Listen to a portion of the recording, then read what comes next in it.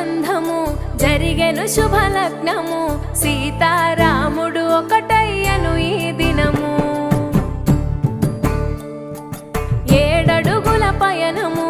ఒకరికొకరు